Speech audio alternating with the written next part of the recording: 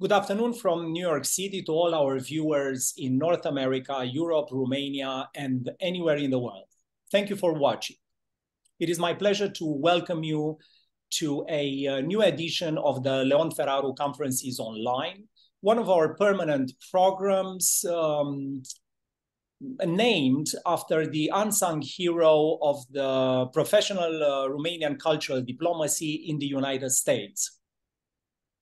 We are pleased to welcome at this today's edition author, academic, playwright Domnica Rădulescu, one of the success stories of the Romanian-American creative community.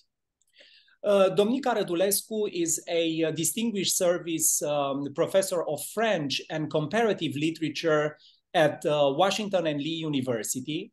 And she is the acclaimed author of several novels like Train to Trieste, Sea Twilight, Country of Red Azaleas, also of the memoir Dream in a Suitcase, and of several collections of plays. Recently, we have collaborated at the production of one of her plays, the Town of Very Nice People, which was presented at the Romanian Cultural Institute as part of the Romanian-American studio theater. And I can attest to her moral and artistic courage, to her total commitment to theater, and last but not least, to her crazy, wild imagination. Domnica, welcome to the program. Thank you so much. It's a pleasure and an honor to be part of this program. You have written extensively about immigration. You have devoted a lot of thoughts about immigration. Of course, you are an immigrant yourself. You came here when you were 20 years old and running from a harsh communist dictatorship and practically starting with nothing at a very young age. How would you describe this experience? Is it an open wound, a possibility of reinvention, an opportunity? Interesting question and very productive. Yes, it's all of that and more.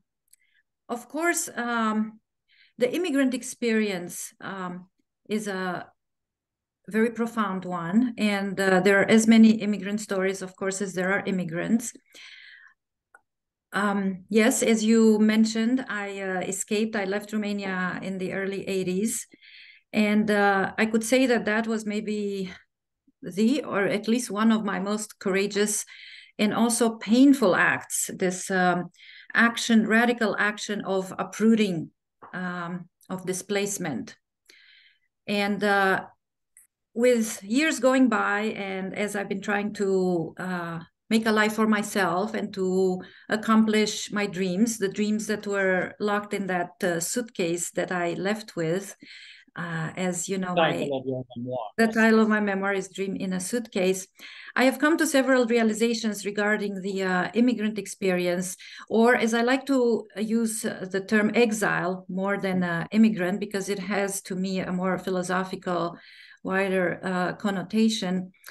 I have come to several conclusions with regards to how this experience affects our lives, and as artists of the written and spoken word, how it affects and it influences our writing, not just what we write about, but also how we write about it.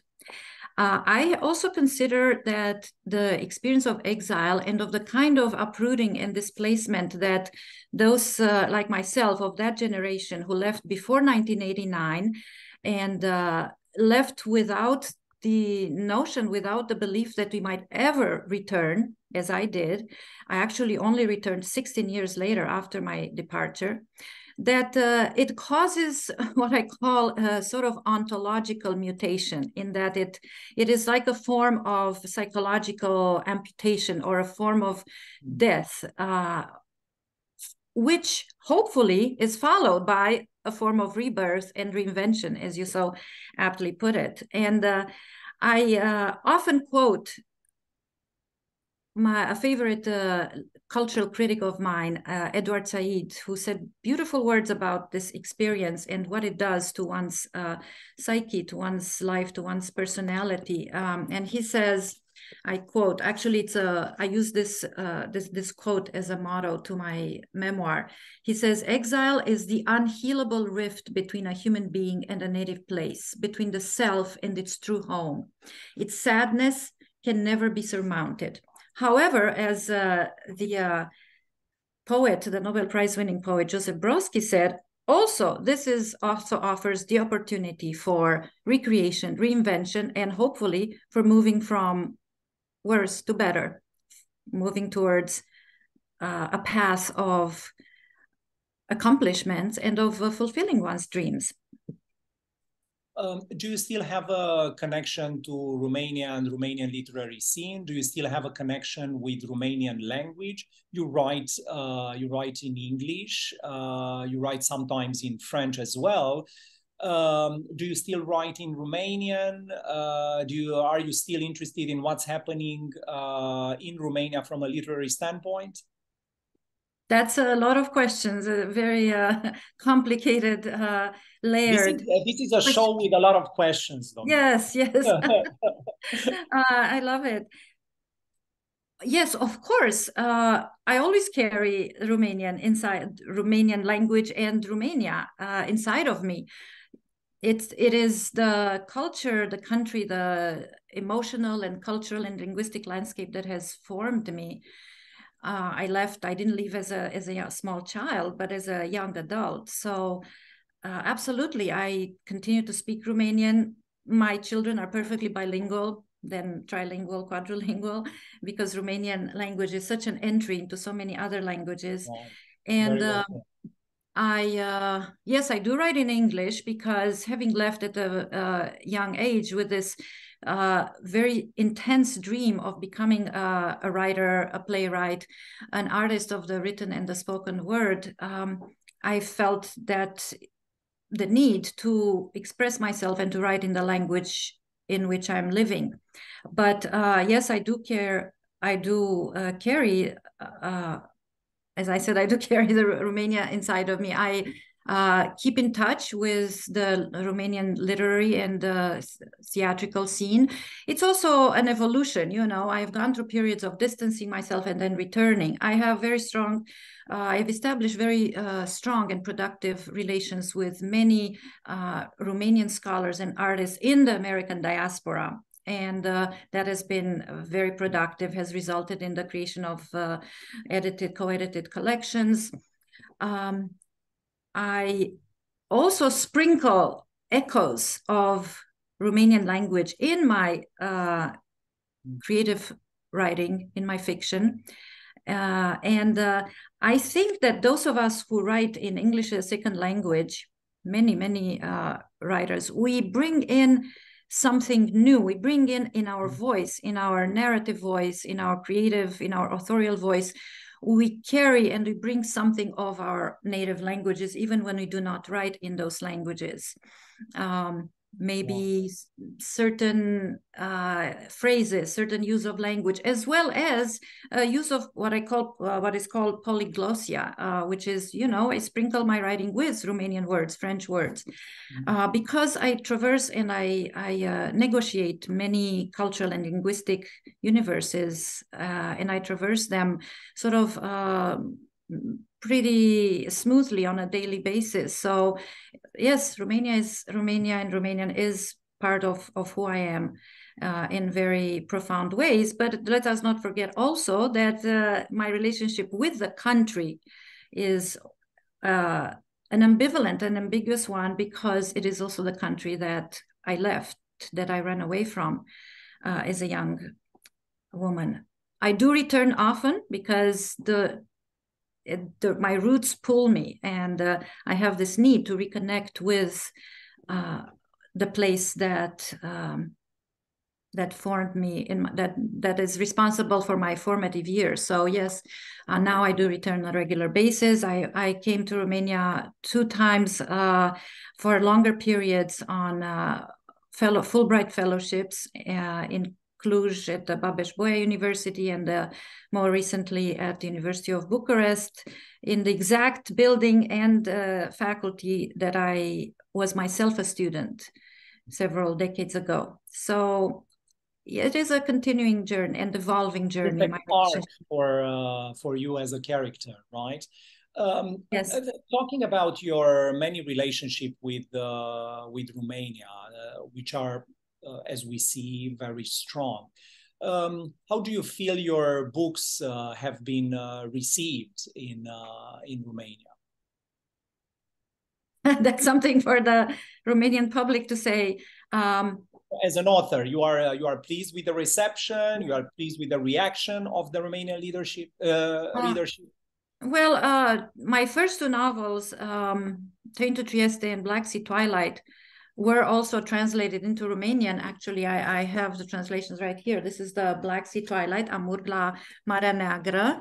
Yeah, let's do a little bit of advertisement as well. Yes, and then it's for the good cause. They are great. They are great books and make a great read. Yes, and then the first one, Train to Trieste, is the 2nd edition that came in 2018, Trenul de Trieste, and I have had several book launch events, lansări de carte, with each one of the translations of my 2 novels, and they were very successful, very warm. I was received very warmly. Even at some point, I started getting messages and emails from unknown readers who told me that they greatly enjoyed reading Train to Trieste, that they identified in many ways with the characters, that my books brought back memories, good and bad, that it made them relive various aspects, various moments from life in Romania before the revolution of 1989. So I can say that I've had a pretty warm reception from what I've known and from what I've experienced. It was always nice to go back and to present my books. I was often asked the question, almost sort of, how should I say, I don't know, ironically, or yes, I was asked the question, why did I not write them in Romanian?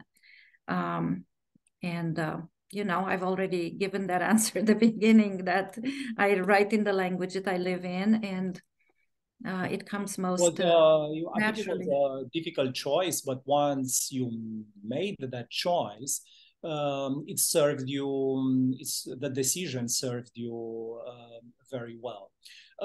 Crossing the ocean back to the United States, let's stay a little bit in the Romanian-American creative community. You know this community very well. You are part of it. You are in collaboration, in relationships, professional relationships with a lot of Romanian-American authors. You have written about this literature that is thankfully growing, and it's that makes a very good impact. I'd like to ask you whether you see any particular quality to this literature, if there is a certain Romanian-American tone, certain Romanian-American style, a complex of themes and subjects which define the writing of Romanian Americans. I wouldn't say that there is an immediate similarity among Romanian artists and works written by Romanian artists in the American diaspora. Actually, I find that there are very diverse voices and styles. Which is a good thing, right? Which is excellent, is wonderful, of course, because you don't want to fall into a formula. I do not appreciate formula when it comes to writing and artistic creation. There are, of course, recurring and connecting themes and obsessions. And of course, because we all have, varying by generation and by various degrees, shared histories, shared cultural and linguistic universes and backgrounds, and therefore certain the themes of loss, of the act of having left, of the uprooting, of the return, the theme of the return to the native country, the recurrence of the famous door that appears in many Romanian works written in the diaspora, this longing and yearning for something, for a lost place, as Said says. But I think there is great diversity among our works, and also a continuous evolving and evolution. There are differences, for instance, between the writers that left, like myself, before the 1989 revolution and those that left afterwards, changes in tones, in style, in preferred themes. I have developed, however, a theory of a certain writing of exile that goes across national lines, and that I have found that can be looked at as a defining aesthetic for works written in exile. But that goes across exilic experiences, not just from Romania, but in fact, in my book, Theater of War and Exile, where I study theater from several East European countries, including Romania, I have developed this theory that as I said in the beginning, that the experience of exile and of uprooting influences and determines in various degrees not just what we write about displacement, about the immigrant experience, about the American dream, and all of that, but also the ways in which we write about, fractured narratives, circular chronological narrative lines, a certain brokenness, and then need for reconciliation of that brokenness. I've developed that theory in my book, Theater of War and Exile, as I've said. In everything you write, there is a component of social activism. How would you define yourself in this respect? Do you consider yourself a feminist writer? Yes, I consider myself a feminist and a feminist writer. However, when I start writing a novel or a play, I do not start out thinking, okay, now I'm going to write a feminist book. No, I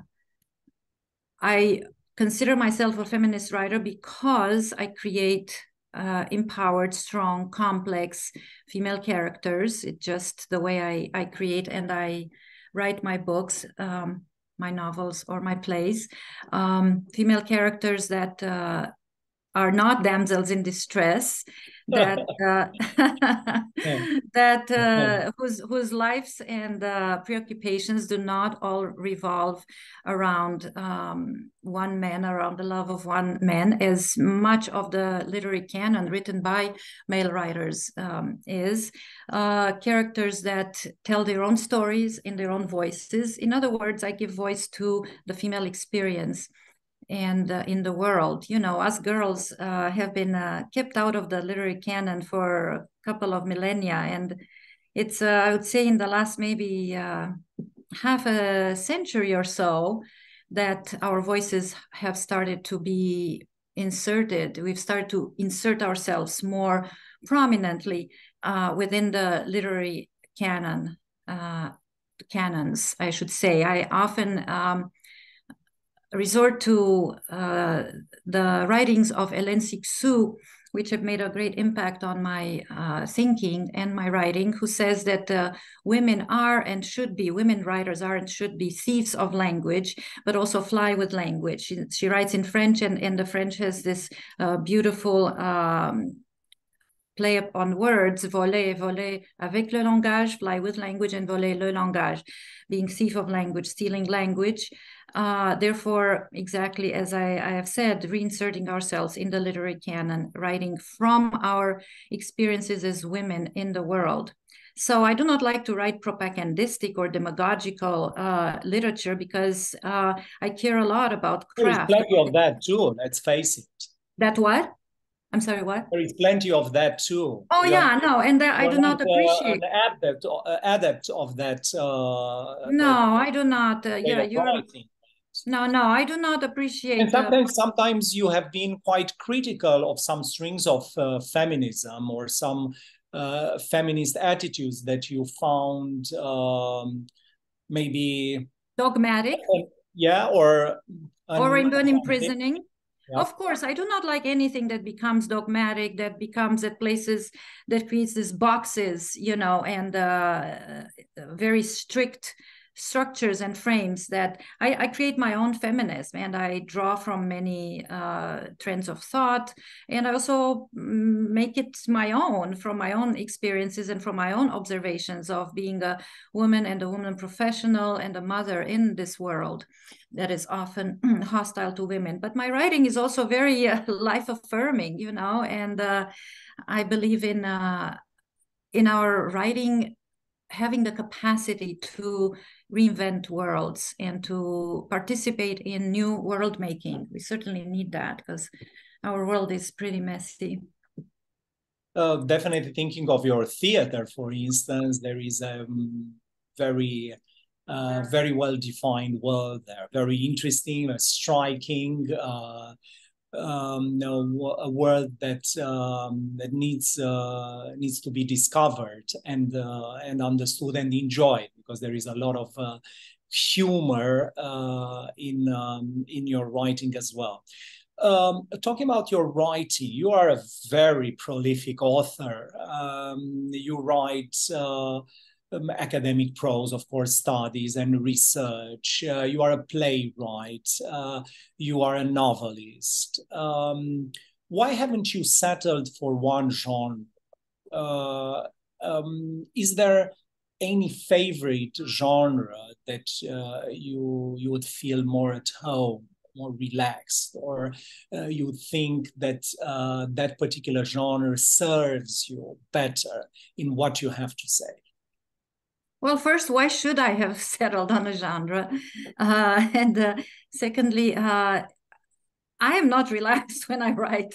There's nothing relaxing about writing a novel. It's intense. It can be painful. It can be exhilarating. You're talking about the fiction writing. About the writing, particularly the fiction, yeah. But I guess in each one of these genres, a certain aspect of my imagination, of my creative energies is being satisfied and used. So, you know, when I left my country, when I left Romania, I had big dreams, you know, of writing the big American novel, the great American novel in my first year or two. Of course, that wasn't going to happen.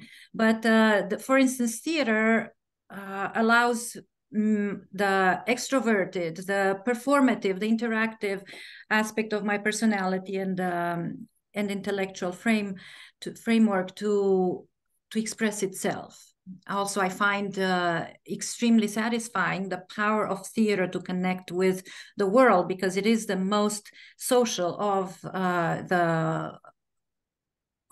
literary forms of expression, and because it goes beyond literature, beyond the literature, beyond language, into the stage action, into the element of spectacle, also of the connection with the public, because theater has the potential of initiating and being a catalyst for social change, because it is public, because it happens in the body.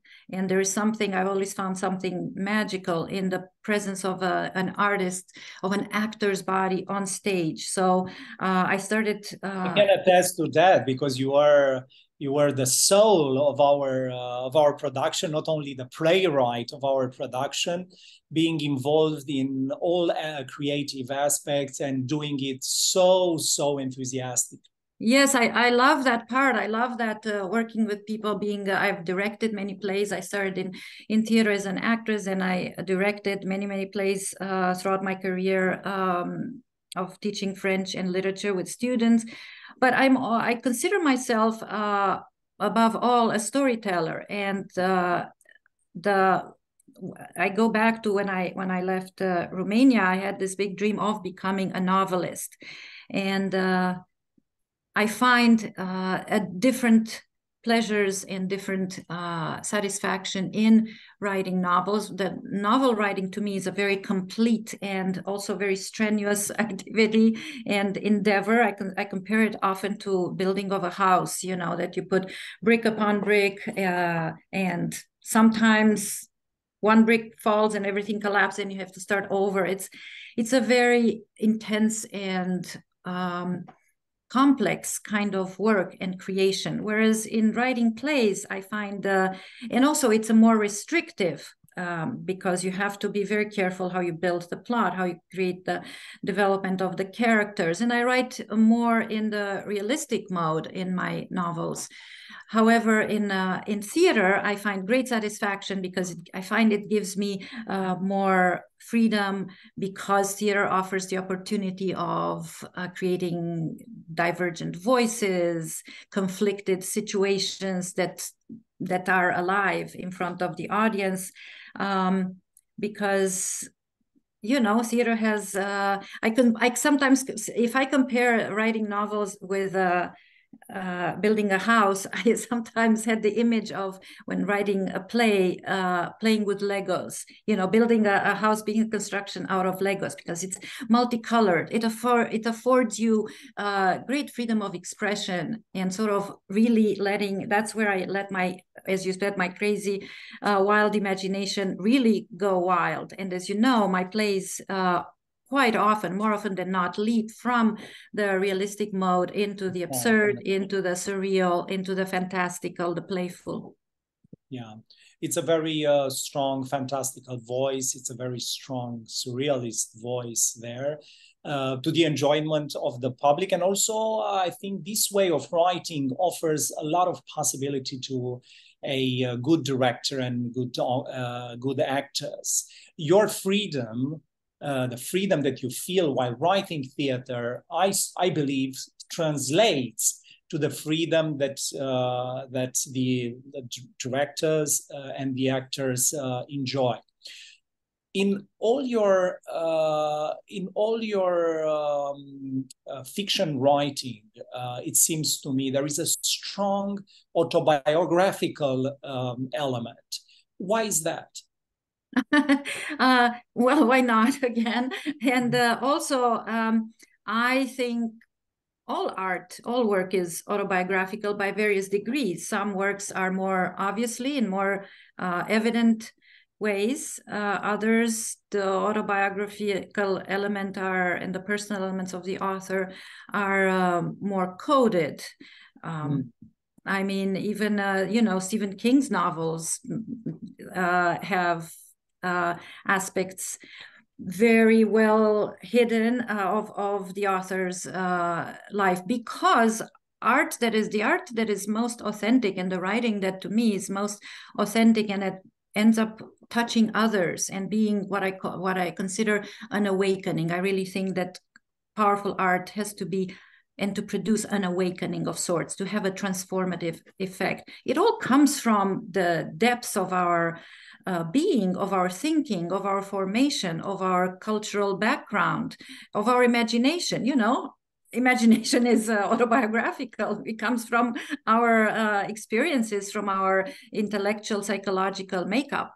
So yes, it's part of the creative process of the creation of authentic art. However, I do have a complicated relationship with this question. Actually, is your work autobiographical? And well, I like it already. Yeah, I know. More questions like this. I know. No, it's good. It's a good question. It's just that to give a little bit the history of it, because you asked it, in an elegant and productive way. But when I first published Train to Trieste, and it came out in 12 languages, but first when it came out in the United States, the question that was persistent from journalists, from the public, from reporters was always, is this book autobiographical? And frankly, it took me by surprise. I remember even calling my editor from Knopf and saying, you know what, I'm not doing these interviews anymore. I'm sick of this.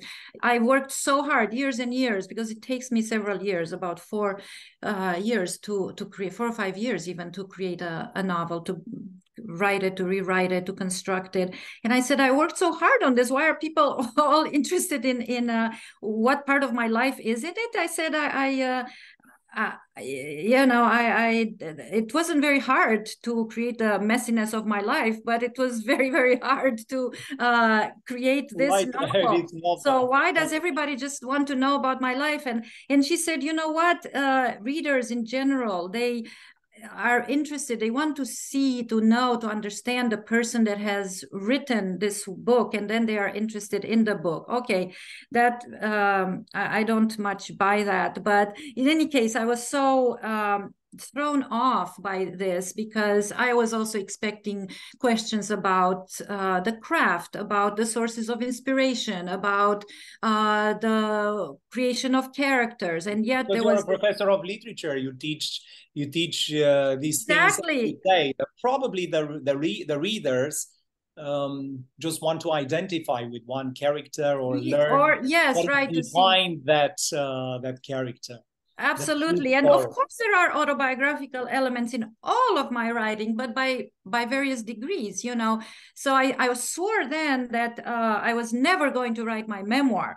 And famous and here we are. Right? Yeah, and here was my next question. Well, yeah, but it was about, that's right, it was about 12, almost 15 years later that I ended up writing my memoir, because 3 novels later and a few more anthologies later, we eventually wanted to tell your story. Yes, exactly. not to be taken from one of your characters, right? Right, exactly. And also, it's not like to fully tell my story in a way like, you write your memoir because you're nearing death. I mean, that was not the intention of writing my memoir, for which I wrote my memoir. But there came a point in my artistic journey and personal journey where I felt that certain aspects of my life's journey would be interesting and are worth forming the subject of another book. And I frankly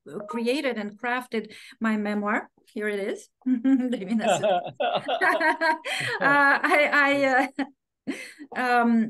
I crafted it still like a novel, and I very much agreed with my favorite French writer, Marguerite Duras, when she says that the autobiography is an impossibility. She says the story of my life does not exist, because as soon as you start writing it, it becomes a form of fiction.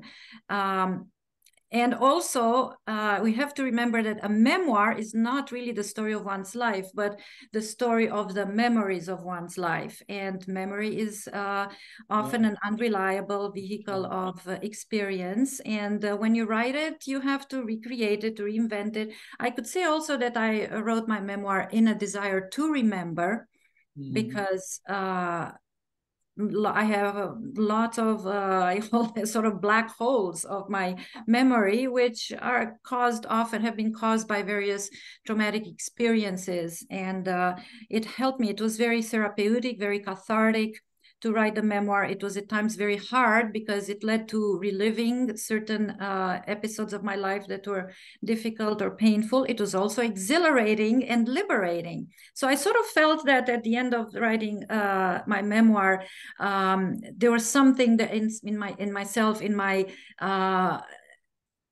divided self, that was put back together. So it was a very important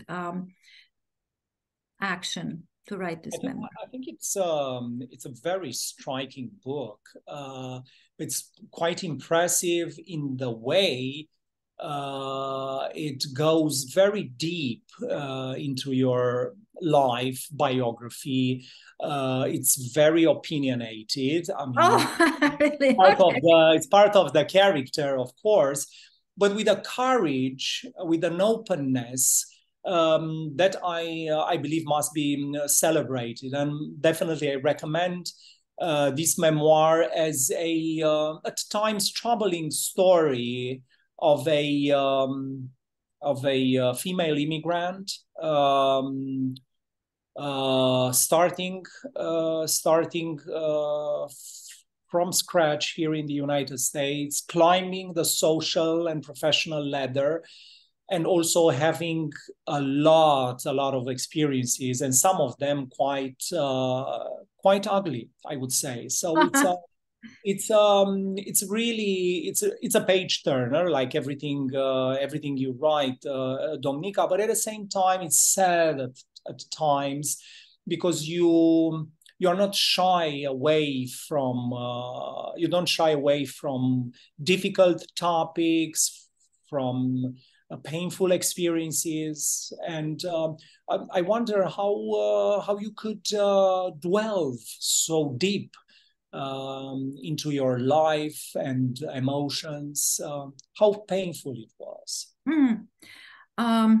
Well, as I said, it was both a liberating experience and a difficult one. I also felt that once I embarked on this journey of writing my memoir, that it had to be brutally honest, because otherwise I don't see the point of writing about one's life, one's memories, if they're not going to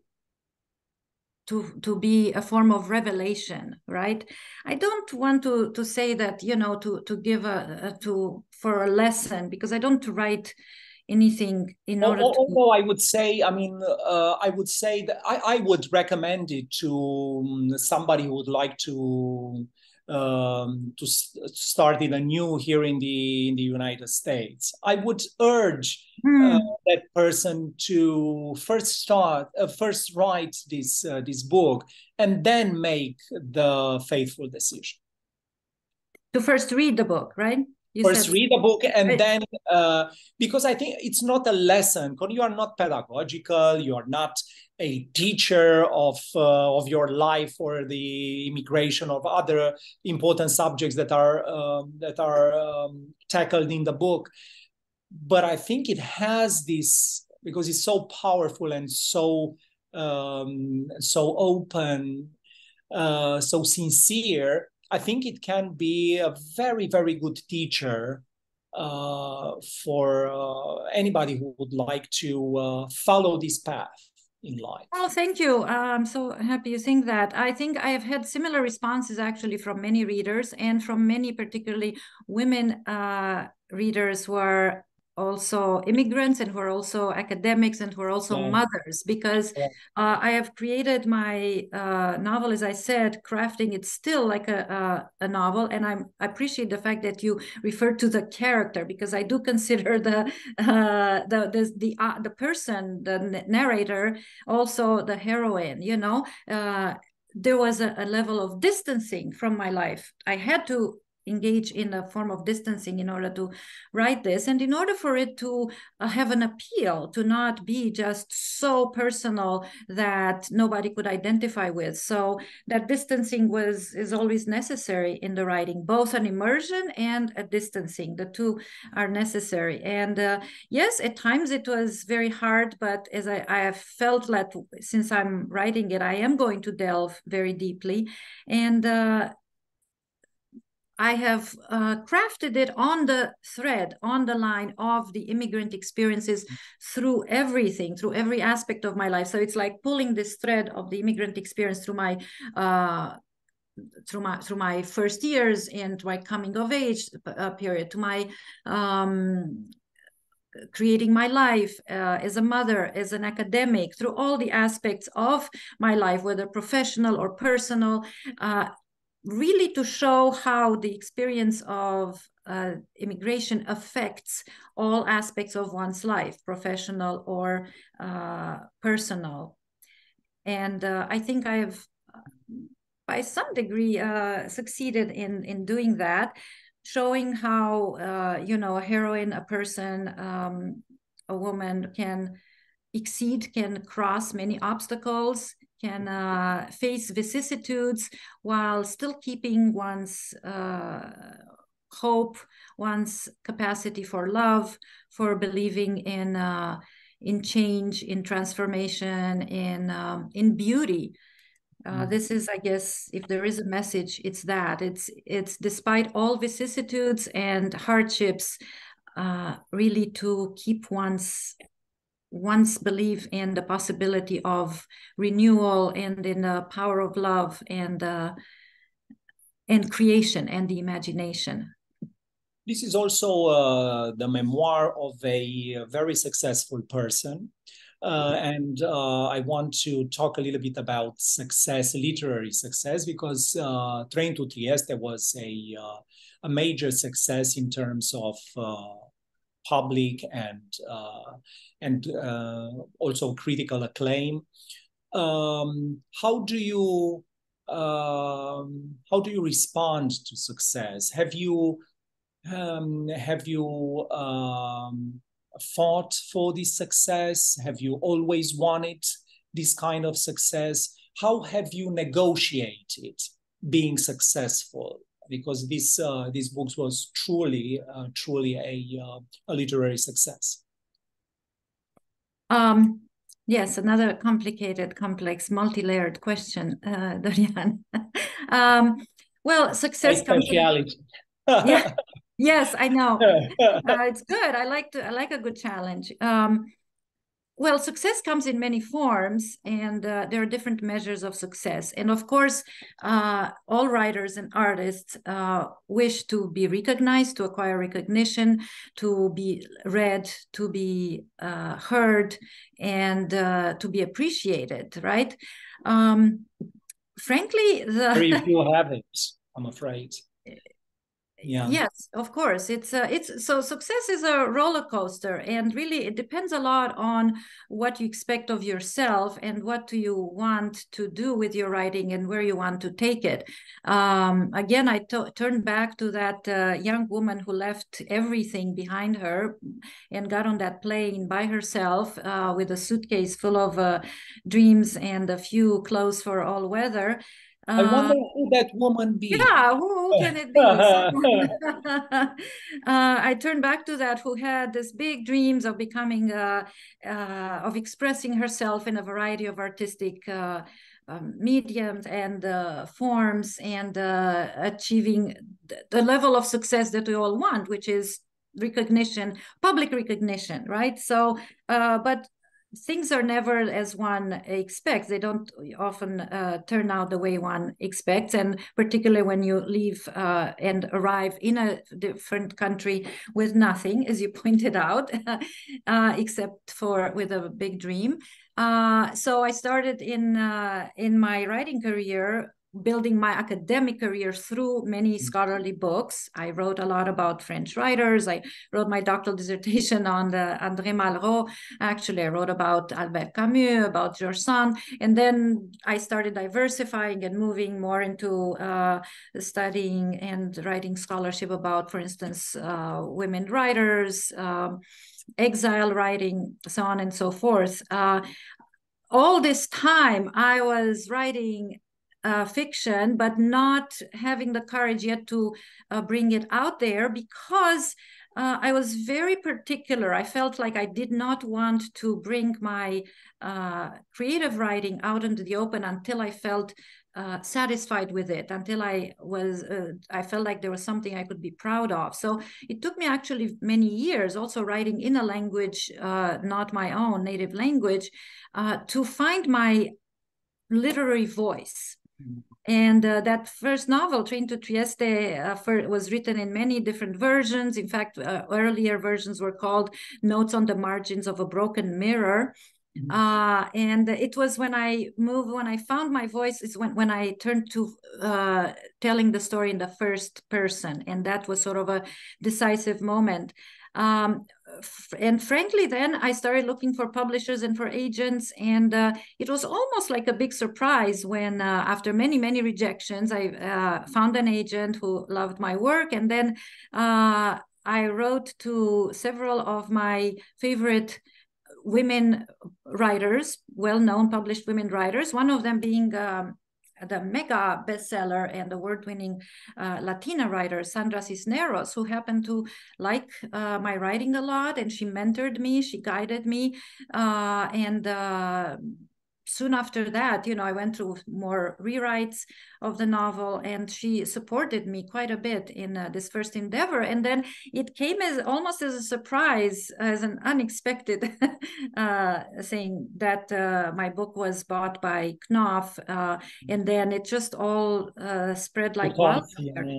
Yeah. It was just so great, of course, on this roller coaster, great highs. But one has to, I think, to know how not to become too cocky when one is at the top, and not to get too discouraged when one is down, because this is what success is. It comes and goes, it comes again. It's a continuing cycle, and it evolves. So yes. Did they want you to write in the same formula, or to apply the same formula to your next books in order to keep that level of success? Yeah, that's true. Yeah. So also publishers in the publishing industry can also try to box you in a certain, as you said, in a certain formula. And I detest formula. I detest writing formula, and I do not want to become a brand. So actually in the UK, I received a double deal, for Train to Trieste and my following book. And that helped me tremendously, because it allowed me to continue, because I didn't want Train to Trieste, I didn't want my first novel to be just a one-time book, but to consider it more as the beginning of my creative writing, of my novelistic career. And then Sea Twilight was a bestseller in the UK. And then Country of Red Azaleas, that was bought by Hachette in 2014 and published in 2016, was also quite successful. It received excellent reviews. But it's constant work. It's hard work. It's constantly struggling to keep on that level of intensity of success. But ultimately, to me, regardless of this roller coaster, what is most important is to keep creating and recreating yourself, to keep evolving as a writer.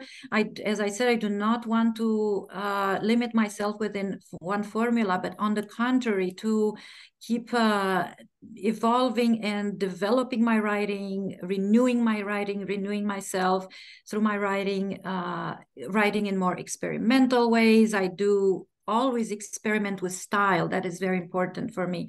So it's a continuing journey, and it's very exhilarating, and at times is frustrating, but the important thing is never to give up. I think theater was very important in freeing your creative juices, so to speak. Yeah.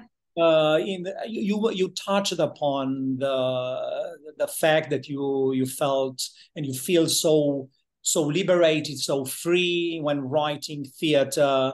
All constraints are removed, and one can see that in your theater. That's full of imagination, full of crazy characters, full of situations that are absurd, surrealistic, but at the same time with a message that is ironic and that is quite profound. Is there a certain theatrical philosophy or theatrical tradition that you feel more that you feel you belong to, or you feel more attracted to? Sure, absolutely. I mean, I draw a lot from the absurdist tradition, really from You're Romanian in the end, from right? Romania, from all the way back to Caragiale. You know, how can we forget the amazing Caragiale that Ionesco himself, who is my theatrical idol, acknowledged that it was one of his influences. So I draw from several sources. I draw from yes, from the theater of the absurd, Eugenio Ionescu, whose plays I directed, I taught, I wrote about, and I even at the beginning of my career corresponded with him when I directed his beautiful play, Exit the King, Le Roi se meurt, at the University of Chicago. I keep those letters as a great treasure. So actually, I don't know if you, I hope you don't mind, but I wanted to, at this question, I have my book of plays, Exile is My Home, from which you had the great generosity to facilitate a wonderful showcasing of scenes from it last year. It's a pleasure to collaborate. That was such a fun experience. experience. Given the success of this project, yeah, and of the recent one. That's right. The Town of Very Nice People is also from this book. But Julia Pascal, who's an award-winning British playwright and director, she wrote the foreword for my book of plays, and she said the following with regards to my influences and sort of my the school from which I may be drawing my inspiration, you know, my influences. She says, Rădulescu's writing sits within the larger canon of European exiles. Her sister writers are Eva Hoffman, Marianne Hirsch, Nadine Fresco. All carry the old country on their backs and wrestle with the history of statelessness, abandon, and loss. I would say that I carry that country on my back quite a bit, you know, like a snail carrying their their carcass on their back. But Hoffman, Hirsch, and Fresco are not playwrights, and so how can Rădulescu's work be framed? Or can it be? It would be easy to see Rădulescu as the literary great-granddaughter of her fellow Romanian playwright Eugenio Ionescu, and particularly in regard to his play Rhinoceros. But Rădulescu's feminist vision adds another level of politics as well as that of her anti-fascism. Her plays are profoundly philosophical, anti-authoritarian feminist narratives that out Ionescu in their theatricality. I mean, I feel almost maybe she was a little too carried away, because when I heard that I out Ionescu in theatricality, I thought I died and went to theater heaven.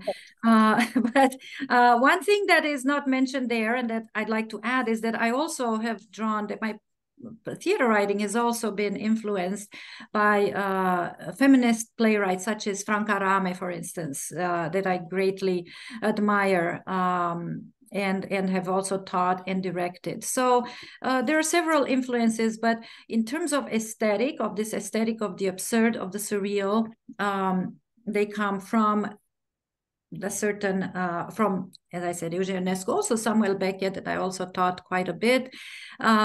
In general, you know, the aesthetic of the carnivalesque, of the absurd, because it offers me the opportunity to deal and to treat very difficult issues, very dark issues, such as racism, sexism, violence, genocidal wars, displacement, with a certain dark humor and as you said at the beginning, in a sort of non-dogmatic way. In a non-dogmatic, that's right, in a non-formulaic way. And I think that when giving the audience to reflect on these very, very serious problems, but you need to use humor. You know, Molière once said that humor, that comedy hammers the nails of reason into our heads. So yeah, I use that hammer quite a bit, because humor has great possibilities for awakening critical thinking. I think this is a great way to end our conversation. It can go on and on and on with Domnica Rădulescu. I think we have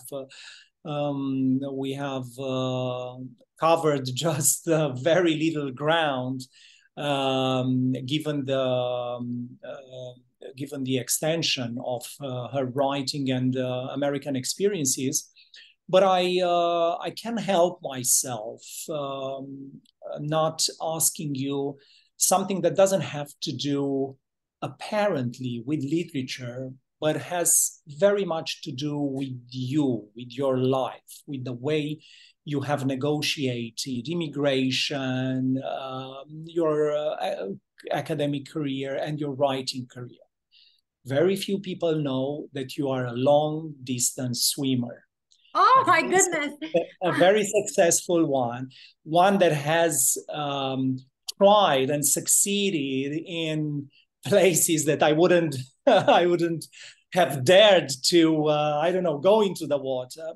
Tell us what this aspect of your personality, of your identity, the athlete, the long-distance swimmer, teaches you every day or has taught you in your life?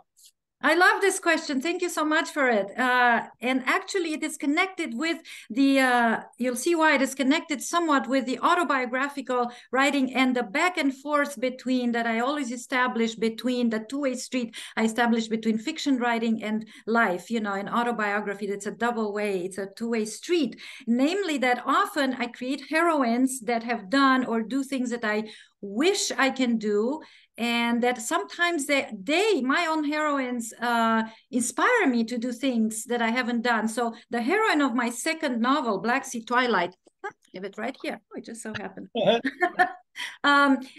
She escapes Romania in the 80s by swimming in the Black Sea and crossing the Bosphorus. And what do you know? 2 years ago, as part of my long distance open water swimming adventures, I actually signed up for the transatlantic competition in 2021 that consisted in crossing the Bosphorus Strait in Istanbul. And yes, I did that with 2,500 other swimmers from all over the world. I'm not a very fast swimmer, but I have great resistance, great endurance. I can go on and on. And yes, swimming has always been a part of my life. It was my mother who first taught me how to swim in the Black Sea. I grew up swimming in the cold waters of either the Black Sea or, I don't know, the Kodla in Brasov, cold lakes and rivers. And I actually like also swimming in cold water. Which is more unusual. It has always been part of my life. And for me, it is a way of being in total harmony with myself, with my body, and with nature and with the universe. Swimming in seas. I have swum in so many seas, so many in Pacific, the Atlantic, the Black Sea, the Mediterranean, the Ionic, the Adriatic, the North Sea. Everywhere I see a large body of water, regardless of the season and of how cold it is, I want to go in it and attempt it and try it and experiencing and swim in it. I compare myself in this one sort of maybe a little presumptuously with another favorite writer of mine, Albert Camus, who loved swimming and wrote about it. And in the same way of acquiring this sense of the plenitude of existence through one's senses and through this communion with nature and with water. Water, I don't know, maybe in another life I was a fish. I think it is a wonderful way to end our conversation as an invitation to reading, because we have talked about so many fantastic books. And if our viewers haven't read your books, I suppose this is an invitation to open these books, to read them, to enjoy them, but at the same time as an invitation to training, to enjoy making sports, taking care of your body, feeling the world with your senses. Domnica Rădulescu, thank you for spending this afternoon with us here at the Leon Feraru Conferences online. Thank you, our viewers anywhere in the world, for watching us. I hope we'll see you soon with another great guest. Thank you. Thank you so much, Dorian. This was wonderful. Thanks a lot.